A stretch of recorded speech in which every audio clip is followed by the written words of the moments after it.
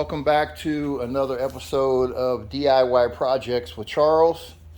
Today I'm working on a 2012 Chrysler 200 that has a brake noise issue. So first thing we're going to do is inspect it and see if we can figure out where the noise is coming from. And then we will proceed to fix whatever that issue is once we figure out what it is. So first thing, if you're going to take the wheels off of a vehicle, you need to make sure you're on a flat surface, as flat a surface as you can. Obviously, if you're changing a tire on the side of the road, you can't really you can't determine whether it's gonna blow out or go flat on a flat surface or not. So in those scenarios, you want to make sure that you block the wheels, the back wheel, whichever wheel it is, the opposite of the one that you're actually going to take off. Let's say if you're going to take off the front wheel, you want to make sure you block the back wheel with some rocks or a wheel chalk or something like that to keep the vehicle from moving, because you don't want to jack this thing up and then the weight of the vehicle shifts and the jack falls on you or the vehicle falls on you or something like that. So you always want to make sure that you block the wheels before you jack it up. So we're going to do some of that and then we'll come back on camera. Okay, we're working on this front wheel, so we're going to put wheel chocks under the rear wheel and just make sure that this vehicle doesn't roll on us when we go to jack it up.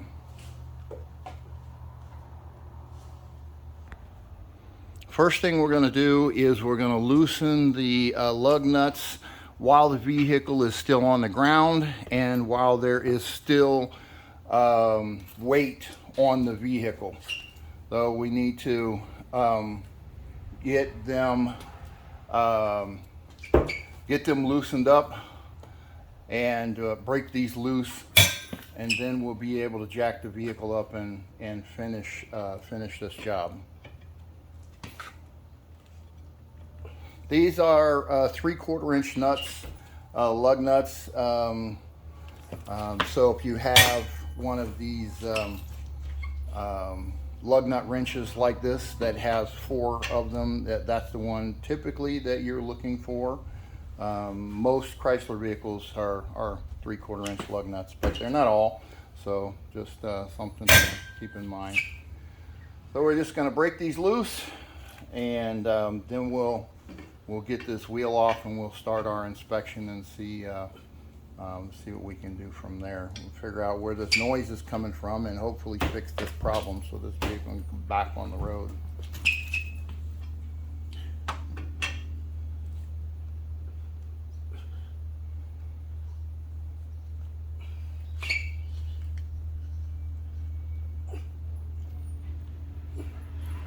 One of these doesn't go on all the way because it's kind of messed up. Whatever, let me try. You got to make sure you get this all the way in. No, I'm saying otherwise for one of them, you'll strip it. For one of them, I don't think they. Oh, okay. So all of them are loose now? That was the last. No, I think that was the last one. That's good. Yep, all the other ones are loose. I started with the one on the top. Okay. Now we're ready to jack it up. So before we jack this vehicle up, we're going to look for a good place to actually jack it up.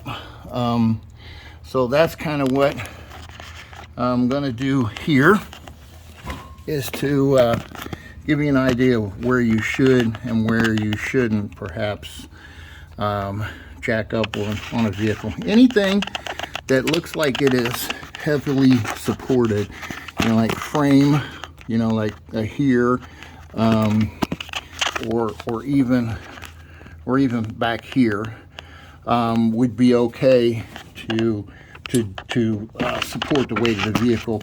You want to be careful from, you can see that bar that runs across from one side of the vehicle to the other.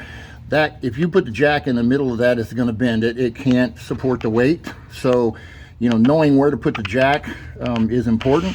You also need to understand that up here towards the front of the vehicle is the engine oil pan. Transmission oil pan, you want to make sure you stay away from areas like that in kind of the center of the vehicle.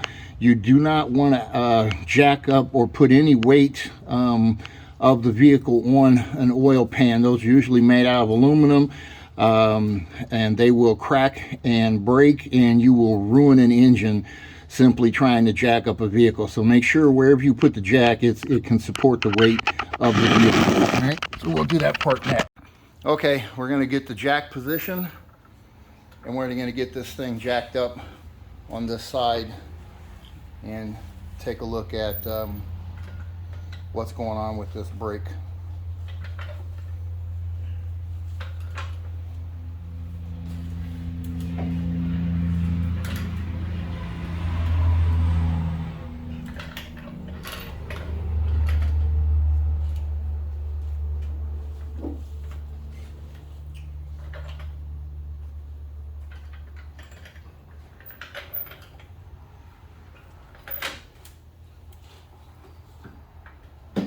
Does it have to go all the way under there? You got it? Yeah, kind of. I don't know why space. Here, let me take a look. I know we got all the way under there before, but it's kind of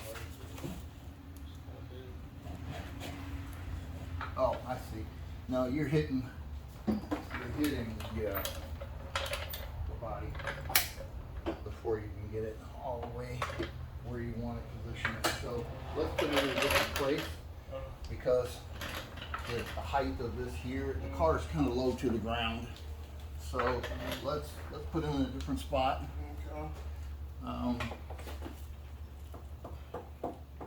Right here.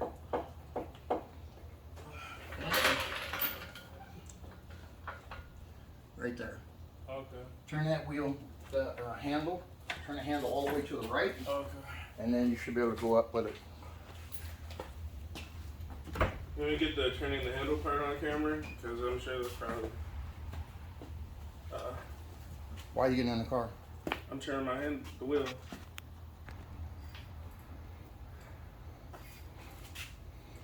You can get it jacked up far enough that the wheel is maybe the tire is maybe an inch or so off of the floor. Mm-hmm. Then that should be high enough. Okay.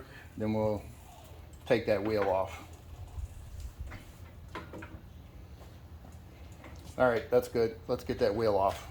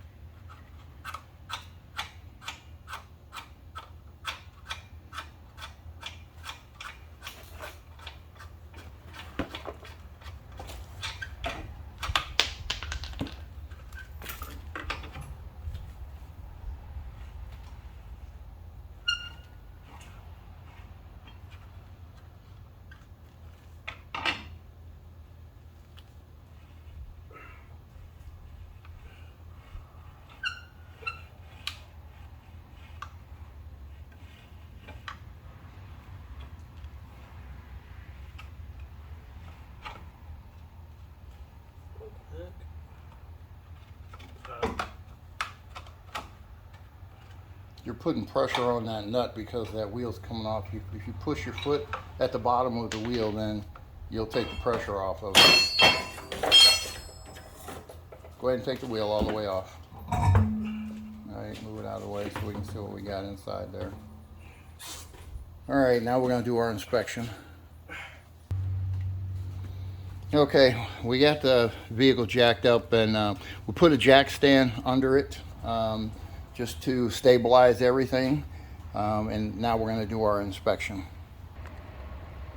Okay, so now that we've got the wheel off and the jack stand in place, we're going to take a look at this caliper assembly, this brake caliper assembly, and see if we can figure out what's going on with it and why there's an issue. So this is the brake caliper assembly itself right here. We're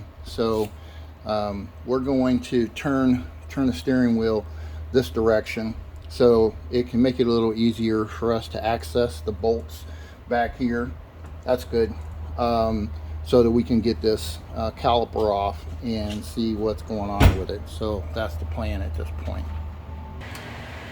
Okay, now we're going to take these two bolts off of the caliper. They are 14 millimeter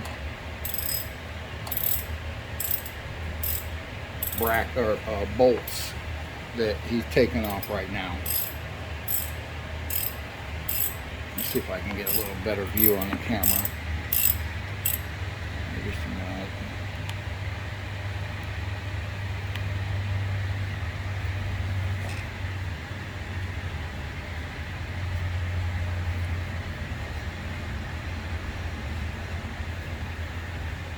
You should be able to pull that bolt all the way out. Yep, that's it. Same thing on the bottom one.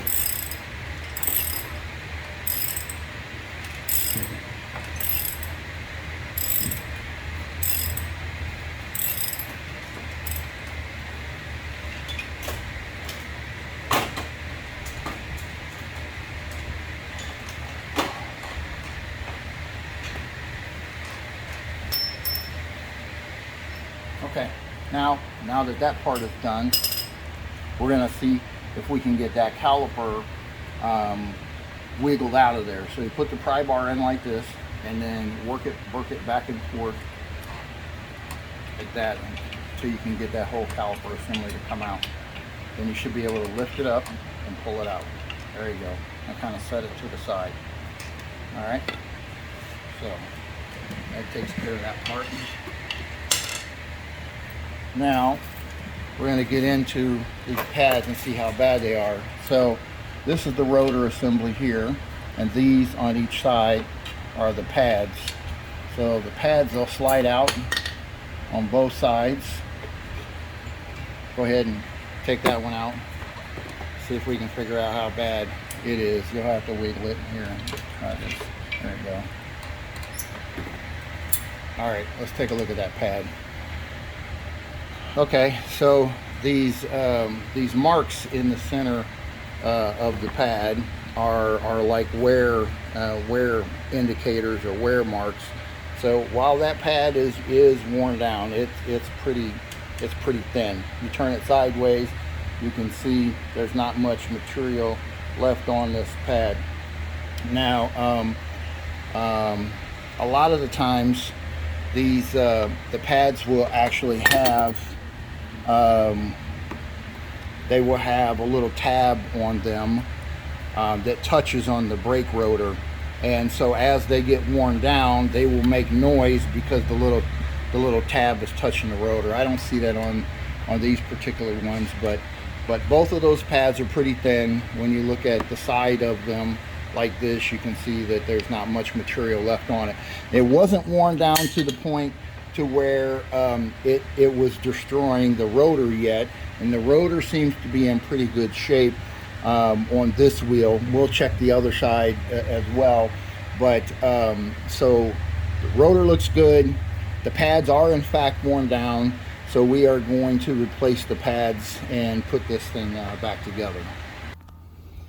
Okay, we've got the old brake pad out. We're going back in with the new one. So this is one of the new ones. You can see the difference in the thickness of the pad here.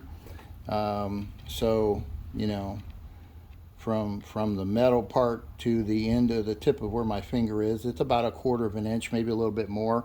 You know, the ones that we took off were very, very low, and maybe 1/16 of an inch. So you can get a comparison, what a good pad looks like versus a bad pad or worn out pad. So we're going to go ahead and get these in place, and then we'll get that caliper put back on.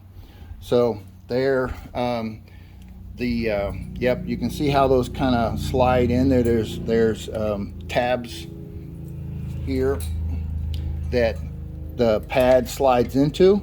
You just have to make sure that you're getting it in the right way. That one actually looks pretty good. Yep.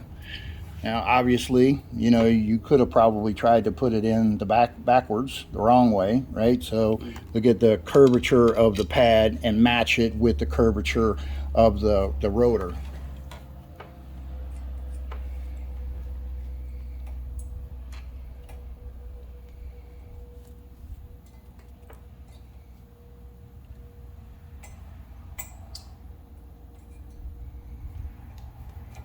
Make sure you got it all the way pushed down on the bottom before you try to push the top part in.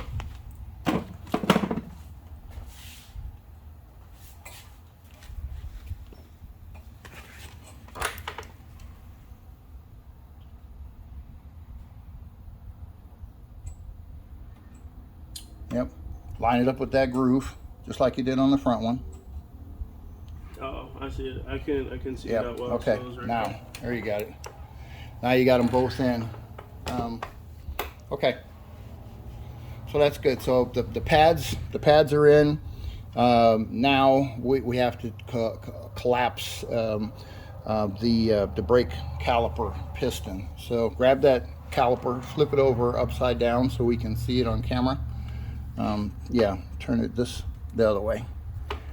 Nope, here. Turn it this way, like this. This is the part we want to see. Okay. Now, here's what we're trying to show. This is the brake piston, the caliper piston, and you can see right now it's pushed out about 1 inch. When they're fully seated, they're all the way back in here like this. And as your brake pads wear down, this caliper piston pushes out, and this space becomes smaller. But if you tried to put this back on right now, you wouldn't be able to get it on because you just put a thicker pad in here than what you took off. So this distance is different.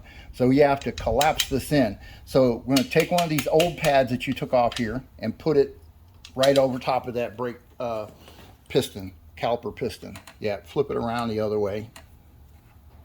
And this one? Yep, like this. And we're going to use the old brake pad to collapse that piston.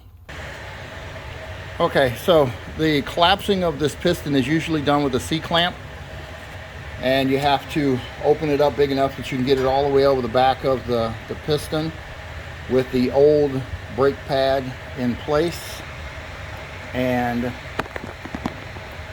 then tighten it down until you can collapse that piston. So what you're looking to do is you're looking to take this inch or so difference here and, you know, compact it, push that piston as far back into that housing as possible, especially with brand new pads.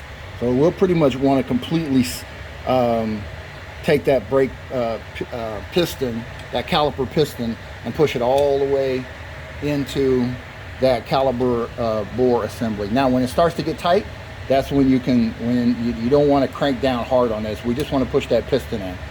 Okay, how far is it in? Does it look like it's pretty much all the way in now? Oh yeah, look at that. Look, that looks great. Before it stuck out about 1 inch, and now it's good. Go ahead and loosen that up and take that off. Now it's not uncommon if you had recently changed or added brake fluid because the brakes were making noise, and maybe you thought, oh no, maybe I should check the brake fluid, and you did, and you added fluid. Well, it's not uncommon for the fluid to flow out of the master cylinder. So if you see fluid leakage at this stage, it's probably because it had too much brake fluid in the system, and when you compress that piston, you push all that brake fluid back into the master cylinder and it leaked out there. That's not a big deal, nothing to be alarmed about. It happens sometimes if it's got too much fluid in it, no problem. So so that's what it looks like when it's compressed. Now grab that other brake pad down there. We did find something on that one, right? Is that the one? Mm-hmm. Yeah. So this pad here is the one that has the noise maker on it. It's got this little metal tab right here that you can see. Hopefully you can see that. And as this material wears off, this little metal tab will make contact with the rotor. And when it does, it makes this awful, noisy, squealing, very annoying sound that basically is telling you it's time to get these brakes replaced. So that is the precursor to a grinding noise, which will be, if you ignore it for too long, the rest of this pad will wear down, and then you'll have metal to metal contact, and it will actually destroy the rotor as a part of that process. So make sure if you start hearing these noises that you get the brakes checked as soon as possible so you don't have any additional problems. Okay, now that we've got that piston collapsed all the way inside the caliper, we're going to go ahead and put the caliper back on. The brake pads are in place on this side, so they're positioned, they're good. We have no issue with that. We're going to go ahead and get this caliper back on. Now, one thing you should know, this flexible brake hose back here has brake fluid in it, and you can tear these, you can rip them. So it's always best to have the weight of the caliper supported. You don't want to leave this caliper hanging down here on the hose itself, because you might rip it or tear it or whatever. So you're just compounding the job and making more repairs than what you really needed to make. So go ahead and grab that caliper and let's see if we can get it back in place.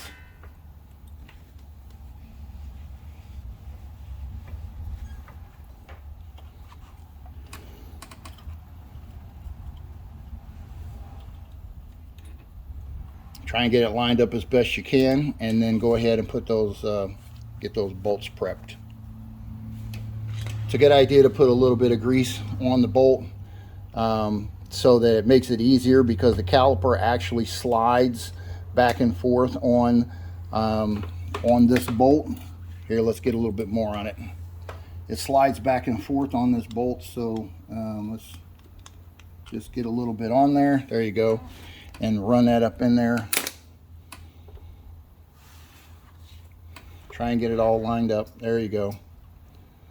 It'll just make it easier for that caliper operation and sliding back and forth the way it's supposed to, if it's got a little bit of grease to keep everything properly lubricated.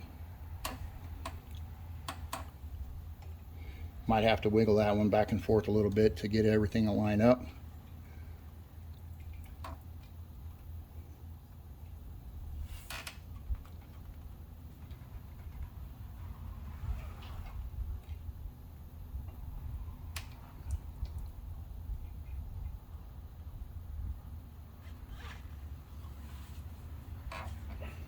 Now you're gonna have to wiggle the whole caliper assembly, not the bolt, the caliper assembly, in order to get it lined up right. Yeah, keep doing that.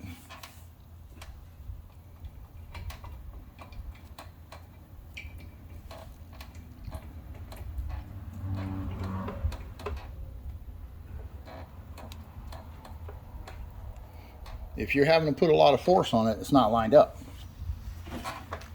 Here, let me show you.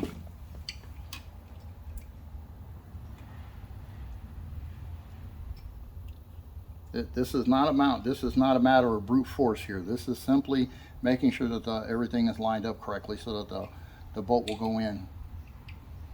Nope, you're still having to put a lot of pressure on it. Something's not lined up right.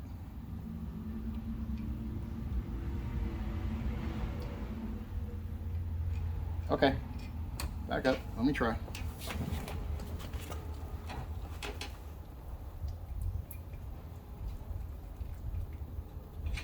See?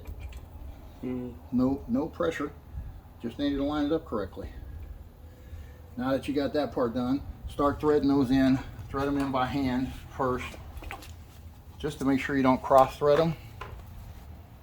You can take the actual socket from the wrench and use that to turn it, but don't turn it with the, don't crank it with the socket until you're for sure it's not cross threaded. Same thing here, you're gonna have to wiggle that caliper back and forth until those threads take.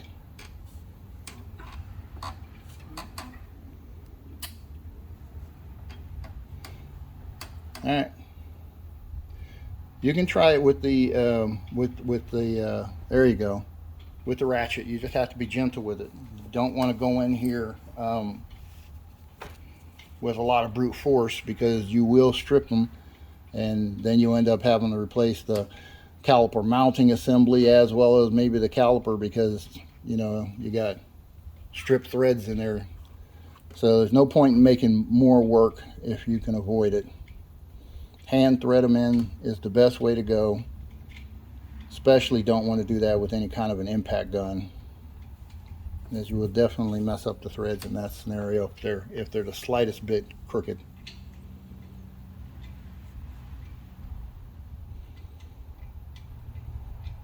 Yep, that one's going in nice and fine. So I think you got everything lined up good. You can probably go in with the ratchet and tighten everything up.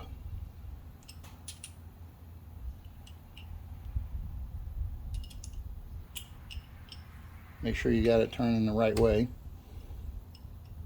Did you check it? There you go. Okay, tight, what? Don't tighten up there. Don't never tighten up one and not the other one. You want them to be evenly tightened up. You don't want to crank on one and the other one's completely loose. So get one somewhat tight and then switch back and forth until you got them both. There, that's good. Now you can put a little pressure on it now because you want to make sure it's tight, but you don't want to, not so much that, you know, yeah, that's good. Yep, that's good. Yeah, you don't want to overdo it because you can snap them off too. So, nope, that looks good. Now, here's the important part. This is the part that a lot of people miss, okay? We are basically going to do the same thing on the other wheel. It's the exact same process. I'm not going to show it on camera, but it's the exact same process. Now, this is the part that's important, right? So you collapse that piston all the way in the caliper, which means right now, that piston is not touching those brake pads. And if you were to drop this vehicle down and you were to, you know, pull it down an incline or whatever, the first time you hit the brakes, they are not going to have any bite. They're not going to have anything to touch because that piston is not pushed out far enough. So it's very important anytime you do a brake job like this, before you try to move the vehicle, you need to get inside, start the vehicle up, and you need to pump the brake pedal at least 10 times. And what that will do is it pushes that caliper piston back out so it grabs the brake pads. So when you do in fact put it in gear and you back out of the driveway or wherever it is that you are, you're not gonna run out into the street and run into somebody because you don't have any brakes. So very important, 10 times pump the brake pedal after you do this repair, and make sure that that brake piston is fully seated and that those brakes will come on the very first time you step on them like you need it to. So that's it for this episode. Thanks for watching, and I hope you enjoyed it.